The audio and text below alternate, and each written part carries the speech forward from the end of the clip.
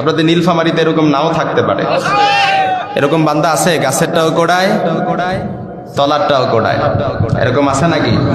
যারা হারাম খেয়ে নিজের শরীরকে বর্ধিত করে, গুজিয়া বিহিল হারাম, যারা হারাম খেয়ে নিজের দেহকে বর্ধিত করে কিয়ামত অবধি সে যদি আল্লাহর কাছে দোয়া করে, আল্লাহ আপনি এবার দোয়াটা কবুল করেন, হাত উত্তোলন করতে করতে উচ্চ আকাশ পর্যন্ত পৌঁছে যাবে, কাঁদতে কাঁদতে চোখগুলো অন্ধ করে ফেলতে পারবেন, নিজের ধ্বংস করে ফেলতে পারবেন। তারপর আল্লাহ তাআলা ওই যে ব্যক্তি হারাম খায় ওর দোয়া কখনো আল্লাহ কবুল করে না, ঠিক না? মুসা আলাইহিস সালাম জলিলুল কদর একজন পয়গম্বর ছিলেন, উলুল আজমে মিনার রাসূল সৈয়দনা মুসা আলাইহিস সালাম। নাম শুনছেন না আপনারা? মুসা আলাইহিস সালাম আল্লাহর সাথে কথা বলতে পারতেন। এই মুজিজা আল্লাহ তাআলা মুসা আলাইহিস সালামকে দিয়েছেন। তো মুসা আলাইহিস সালাম একবার প্রাকৃতিক প্রয়োজন পূরণ করার জন্য ঘর থেকে বের হলেন। বের হয়ে দেখলেন সেখানে একজন ব্যক্তি দাঁড়িয়ে আছে, দাঁড়িয়ে হাত তুলে আকাশের দিক কেঁদে কেঁদে আল্লাহর কাছে দোয়া করতেছে। কি করতেছে? দোয়া করতেছে। এমন ভাবে দোয়া করতেছে সাইয়েদনা মুসা আলাইহিস সালামের মায়া লেগে গেল। মুসা আলাইহিস সালাম পর্যবেক্ষণ করলেন, দেখলেন যে মুসা আলাইহিস সালাম ওই লোকটাকে দেখলেন যে ওই লোকটা কাঁদতে কাঁদতে এমন ভাবে দোয়া করে যাচ্ছিল। মুসা আলাইহিস সালাম ভাবছে এই লোকটার দোয়া মনে হয় এখনই কবুল হয়ে যাবে, এখনই কি হয়ে যাবে? কবুল হয়ে যাবে। মুসা আলাইহিস সালাম আল্লাহর কাছে বলে, আল্লাহ, বিনয়ের সাথে বলে, আল্লাহ আপনি এই লোকটার দোয়া কবুল করেন না কেন? আল্লাহ সাথে সাথে প্রত্যাদেশ নাজিল করলেন, মুসা জেনে রেখো এই লোকটা যদি কিয়ামত অবধি হাত উত্তোলন করতে করতে আকাশ ছাড়িয়ে যায়, কাঁদতে কাঁদতে যদি চোখগুলো ধ্বংস করে ফেলে, চোখগুলো যদি অন্ধ করে ফেলে, তারপরে এই লোকটার দোয়া আমি কবুল করব না। মুসা আলাইহিস সালাম অবাক হয়ে গেলেন, বিস্ময়ের সুরে বলেন, আল্লাহ আপনি এমনটি কেন বললেন? তখন আল্লাহ তাআলা বললেন, মুসা ওয়া মালবাসুহু হারাম ওয়া মাতামুহু হারাম, সে যা খায় হারাম খায়, যা পরে আছে এটাও হারাম, যা সম্পদ উপার্জন করছে এটাও কি কথা বলে না কেন? হারাম। যেন গুজিয়া বিহিল হারাম লা ইকবালুল্লাহ, তার দোয়া কখনো আল্লাহ তাআলা কি করেন না? কবুল করেন। আলহামদুলিল্লাহ নীলফামারীতে এরকম হারাম উপার্জন করা, গাছে গোড়ায় তলাও গোড়ায়, এরকম বান্দা নাই। দেখছেন সাহস আছে নীলফামারী, কয় আছে বলে, বুঝে শুনে আনসার করেন। সত্যি কি আছে? আল্লাহ হেদায়েত দান করুক, পড়ে না আমিন, আরো জোরে পড়ে না আমিন।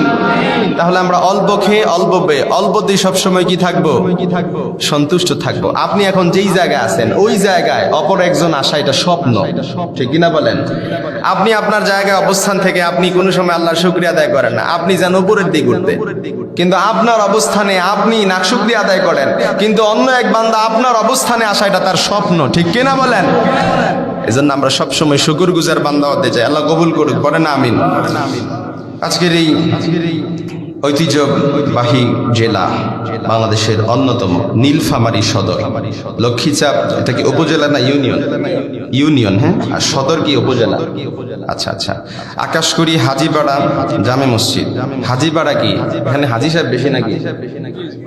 আচ্ছা, হ্যাঁ,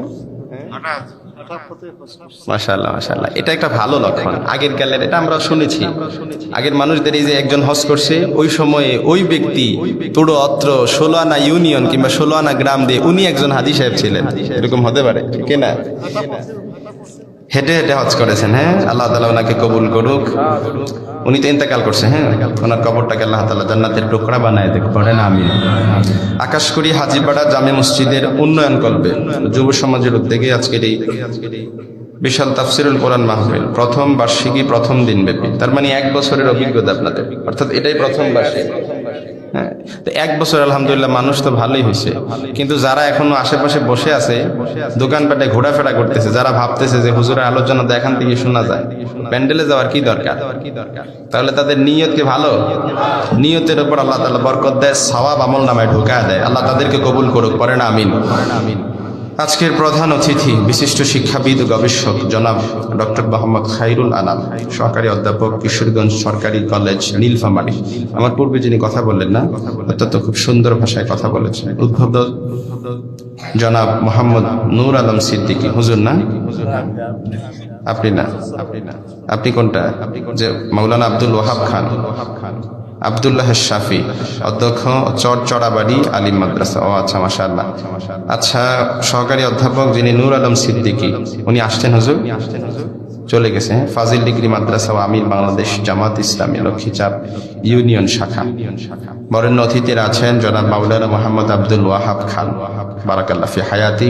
আছেন জনাব মাওলানা আব্দুল্লাহ শেখ শাফি, আল্লাহ তাআলা হুজুরকেও কবুল করুক। জনাব মাওলানা কামাল হুসাইন, ভাইস প্রিন্সিপাল, মাশাআল্লাহ। জনাব মোহাম্মদ জুলফিকার আলী ভুট্টু, আল্লাহ তাআলা ভাইকেও কবুল করুক। জনাব মাওলানা খলিলুর রহমান, জনাব মোহাম্মদ মুজাহিদ ইসলাম শাহ সহ আমার পূর্বে যারা কথা বলেছেন, বিশেষ মুফাসসির জনাব মাওলানা মোহাম্মদ মতিউর রহমান সাহেব চমৎকার কথা বলেছেন।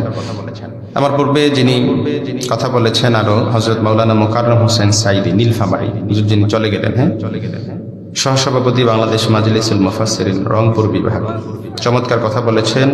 এবং আজকের এই প্রোগ্রামে সভাপতিত্ব করছেন জনাব মোহাম্মদ আমিনুর রহমান সাহেব, আপনাদের এই জনপদের চেয়ারম্যান, 15 নং লক্ষ্মীচাপ ইউনিয়ন। আসছেন ভাইজান? মাশাআল্লাহ, আল্লাহ কবুল করুক ভাইকে। সহসভাপতি আছেন জনাব মোহাম্মদ ফজলুল হক, সহসভাপতি অত্র মসজিদ সহ যারা আছেন সবার নামগুলো তো পড়তে পারবো না, তবে আমার মনে হইলো যে এখানে তো অনেক নাম, এই প্যান্ডেলে যারা আছে আমার মনে হয় না যে তারা সবাই এখানে আছে। যদি সবাই আসতো প্যান্ডেল এমনিতেই পড়ে যেত, ঠিক না? আল্লাহ তাআলা সবাইকে কবুল করুক, সহি সমাজ দান করুক।